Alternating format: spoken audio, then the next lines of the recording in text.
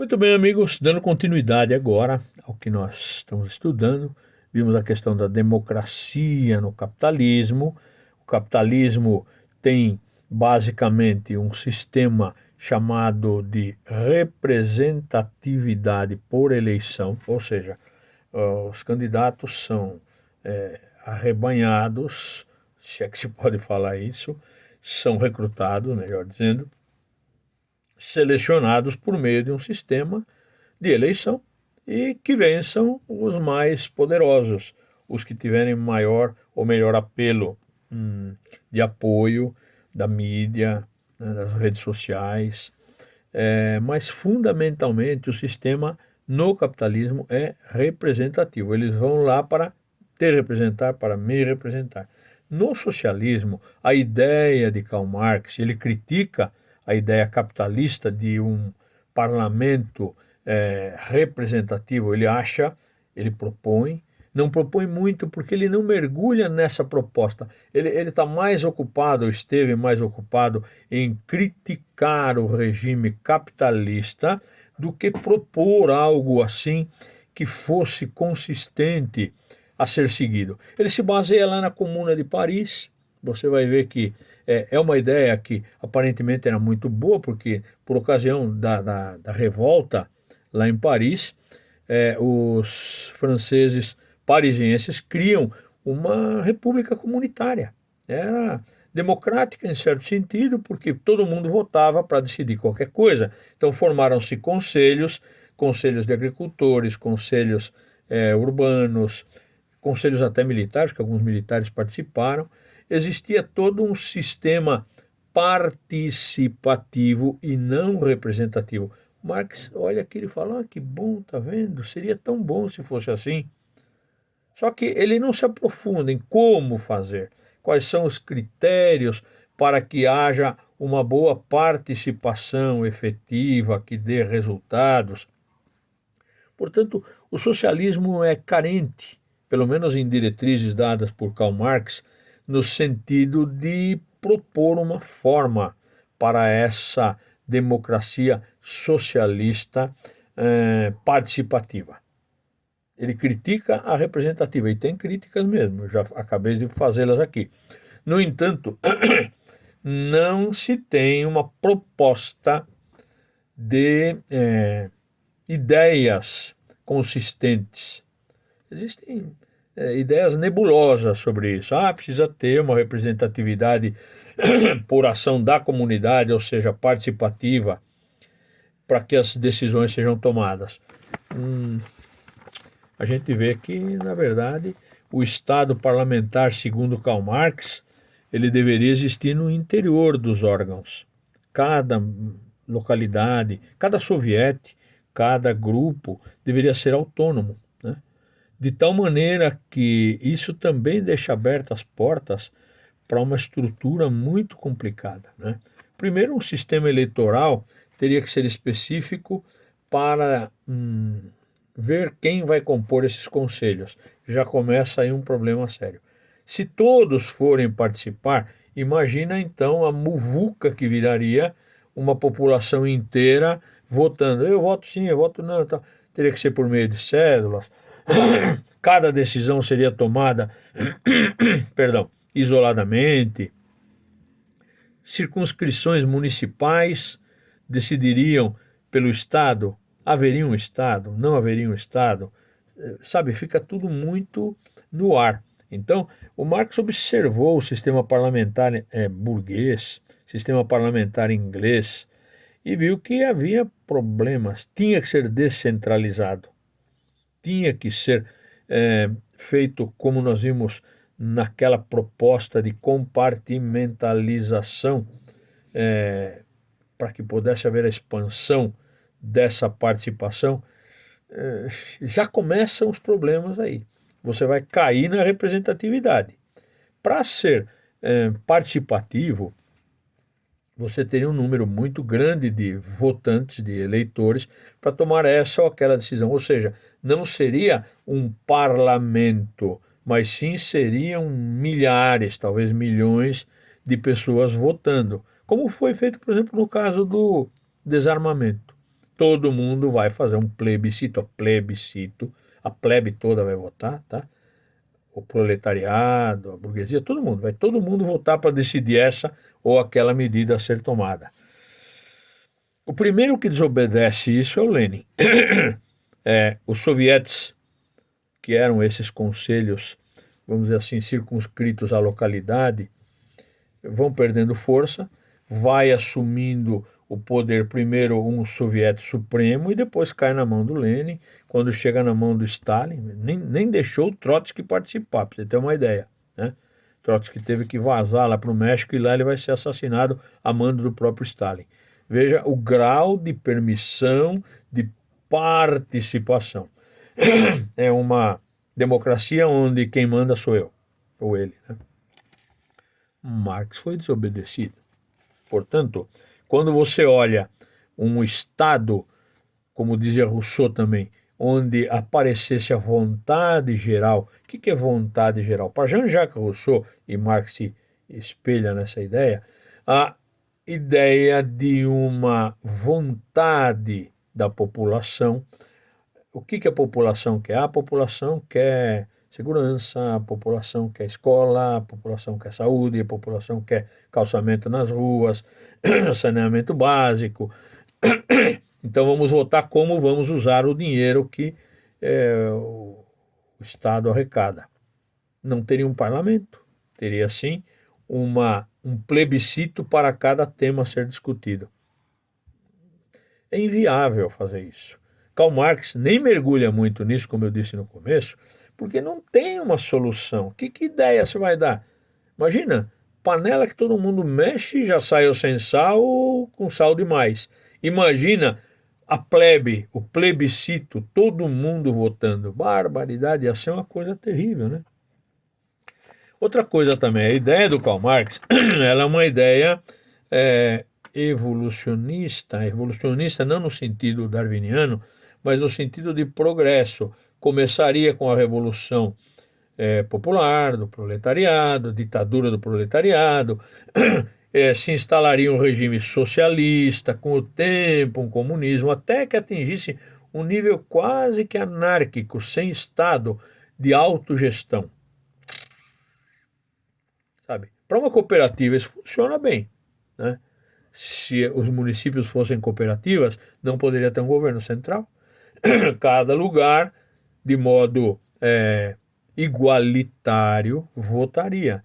Comunismo, socialismo, comum, tudo em comum. Para uma cooperativa funciona. Mas na vida prática de um Estado, como organizar exércitos? Os exércitos obedeceriam qual dos patamares? O municipal, o estadual, o federal? Haveria um soviete supremo e diversos sovietes que votariam para que aquele soviete supremo... não tem uma resposta. Consequentemente, isso abriu as portas para um regime ditatorial em que Lenin acabou dominando, depois Trotsky tentou, não conseguiu, o Stalin era ruim o suficiente para impedi-lo disso, e quem acabou mandando da morte de Lenin em 1924 até 1950 foi o Stalin. Ou seja, não havia sequer um regime de sucessão, ou sucessão ainda é ruim, né, porque um vai sucedendo o outro, na verdade, um regime de reeleição, porque você não está contente com o modo como o líder está governando, você tem direito de tirar. Esse é um princípio democrático, né? Onde o povo, não estando contente, tira quem está lá. É um impeachment, ou é uma eleição, ou é simplesmente uma forma de regras de sucessão ao poder mesmo, né? A precariedade dessas regras é que é o problema. No regime de democracia socialista, isso é inviável. E eu me arrisco a dizer uma coisa, talvez seja por isso que em nenhum lugar deu certo. Por quê? Você cristaliza alguém no poder. Veja o caso do Fidel Castro, veja o caso do Maduro, né? Veja o caso da família do Kim Jong-un. Passa a ser uma dinastia, passa a ser, se não é uma dinastia, é algo muito próximo, né? continua no poder aquele que está intimamente vinculado ao líder. Passa a ter o culto à personalidade. Veja o Mao Tse Tung, meu Deus do céu. Veja a China, né?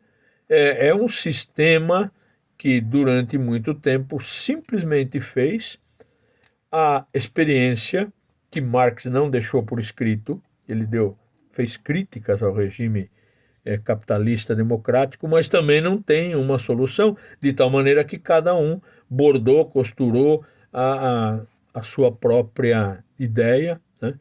Nem sempre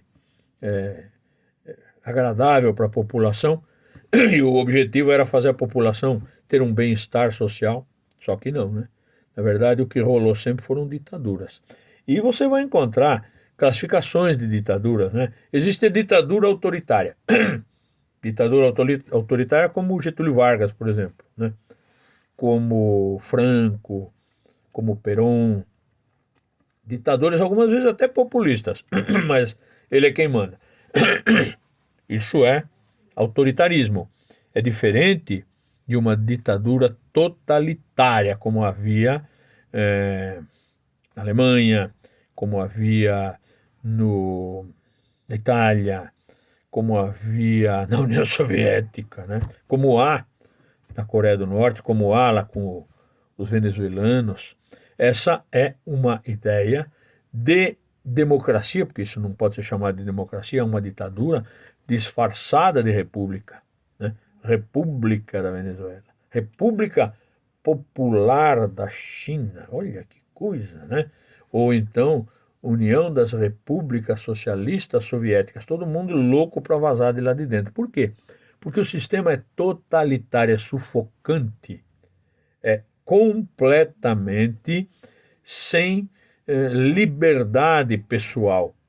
O todo passa a dominar a parte. Bom, a parte não consegue dominar o todo, mas a ideia de Karl Marx é que as partes compusessem um todo harmônico. Assim como um polvo tem um monte de tentáculos, mas ele é um polvo. Ele vai, né? Aquelas perninhas dele por ali. Mas o problema é que nem o polvo consegue escapar disso. Porque ele tem um sistema nervoso central dele lá, em que faz as perninhas irem para lá, irem para cá, né? Na verdade, é complicadíssimo propor uma democracia socialista ou comunista, como queira, né? Em primeiro lugar, porque a concentração de poder acaba indo para uma única mão, como nas ditaduras, que é o que nós vamos estudar agora, né? A concentração de poder e outra coisa, o poder ilimitado. Não é obrigado a obedecer Constituição, nem lei, nem coisa nenhuma. Ele é totalitário. Não é apenas autoritário, como foi o Getúlio Vargas, ele é totalitário. Outra coisa, entram nessas composições, entram grupos que acabam sendo uma espécie de elite. Um momentinho só, por favor.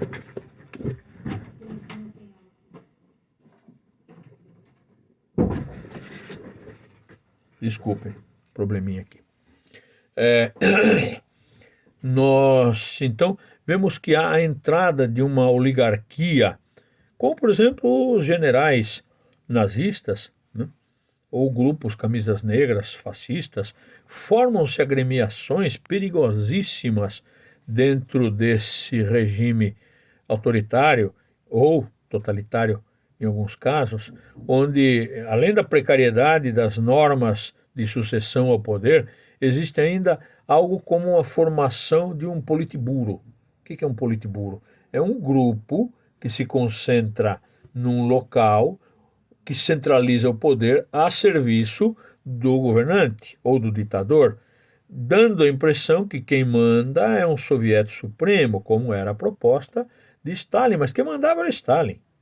Aquele grupo, aquele extrato popular que compõe o quadro político, muitas vezes é meramente ilustrativo, não é uma agremiação que tem poder de decisão. Quando muito pode influenciar um pouquinho aqui, um pouquinho ali, mas a decisão, a totalidade do poder fica na mão de um ditador. Vai ver se aquele Kim Jong-il lá, Kim Jong-un, e o pai dele, o avô dele dividiam o poder com alguém. Não, centralizam. Tá? Então, os regimes totalitários são centralizadores. Os autoritários também, mas a diferença de um autoritário para um totalitário é que o autoritário, em alguns casos, ainda é populista. Né? Enquanto que o totalitário não dá a menor chance para ninguém. Tá? Nós temos aí um filme muito interessante sobre isso, você vai encontrar aí na página 57, O Grande Ditador. Né? Você vai ver que o Charles Chaplin, ele faz assim uma excelente colocação e zomba realmente da postura ditatorial e totalitária do Adolf Hitler. Também nós podemos ver aqui dois que foram amigos, né? O pessoal, quando fala de esquerda e direita, esquece que Adolf Hitler e Stalin foram parceiros, haviam ideias em comum, né? Mesmo porque o partido nazista é o nacional-socialismo alemão, dos trabalhadores alemães. Ah, mas ele é de direita. Negativo. A raiz é marxista. O próprio Hitler fala no seu livro Mein Kampf que ele bebeu das águas de Karl Marx. Tá? Na verdade, ele e o Stalin, você pode ver isso aqui, ó, os dois ali com um aspecto de amigos, mas note o que há nas mãos. Tem um papel, um tratado, atrás de um e atrás de outro, mas uma faca, né? Uma adaga pronta para ser espetada no amigo. E Hitler espetou pelas costas, tá? Muito bem, essas ideias de classificação das ditaduras, ela tem nuances, tá? Então, existem ditaduras revolucionárias, que podem, ou talvez muitas vezes até são, movidas por ação popular. Veja lá o caso da Revolução Francesa, que colocou-se o povo na frente, mas a burguesia estava por trás, né? Na verdade, conservadora é uma revolução que... Porque você tem que pensar o seguinte, revolução e evolução são palavras muito parecidas. Evolução é um processo lento que visa colocar numa condição melhor aquilo que havia antes, para evoluir, para progredir. A revolução é um processo rápido de evolução, muitas vezes doloroso, muitas vezes traumático, muitas vezes sanguinolento ou sanguinário, se você preferir assim, tá? E também tem revoluções reacionárias que querem trazer o passado de volta, não é apenas conservá-lo, não, é derrubar o novo para trazer de novo o velho, tá? Nós temos exemplos disso, tá? E essas ditaduras revolucionárias, como por exemplo Oliver Cromwell, é um exemplo clássico disso. Ele queria um parlamento forte, ele era burguês, queria um parlamento forte, derruba um rei autoritário, um rei que não dava margem ao parlamento, dava uma pequena chance de voz, de parlamento que não parla, não adianta nada, né? Não se chega à conclusão. Oliver Cromwell consegue decapitar o rei, o Carlos I, toma as rédeas da situação, fortalece o parlamento por pouquíssimo tempo e depois corta o poder do parlamento, corta a língua do parlamento, de tal maneira que ele assume e acabou. Então essa é uma ditadura reacionária no sentido de que ele faz uma revolução, mas ele volta a fazer as coisas que ele mesmo condenava. E olha, isso daí está cheio, tá? Vai ver Napoleão, você vai ver um monte de outros. Tá? Nós vamos estudar o totalitarismo no século XX, os estados totalitários, fascistas, olhando alguns espelhos. Tá? Nós tivemos aí o caso do Mussolini, tá? Que é um estado totalitário. O fascismo, ele fazia de conta que era composto por varas, um feixe enrolado por varas, mas quem mandava era o machado. Aqui no Brasil tivemos um exemplo clássico do nosso ilustre Getúlio Vargas e suas três faces, né? Ele teve uma face fascista, depois uma face capitalista ou pró-americana e uma face pró-socialista, né? Nós podemos pensar que esse totalitarismo no século XX, diferente do autoritarismo, trouxe talvez a maior tragédia já presenciada pela humanidade, né? Segunda Guerra Mundial e suas consequências. Mas nós vamos falar sobre isso na próxima aula, quando nós trataremos do terror totalitário, da página 58 em diante. Nos vemos.